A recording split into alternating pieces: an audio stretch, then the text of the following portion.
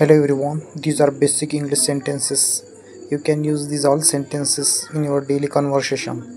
So first sentence is how are you? म्हणजेच तू कसा आहेस? You can give answer this way, I am fine म्हणजेच मी ठीक आहे. Next sentence, what are you doing? तू काय करत आहेस? Answer nothing special म्हणजेच काही खास नाही. त्यानंतरचा question, where are you going? Where are you going म्हणजेच तू कुठं चाललास? ॲन्सर या पद्धतीने देता येईल, I am going to the market. म्हणजेच तुम्ही जिथं जात असाल तिथं तुम्ही ऑब्जेक्टमध्ये वापरू शकता. इथं मार्केट हा ऑब्जेक्ट आहे, म्हणजेच मी बाजारात चाललो आहे.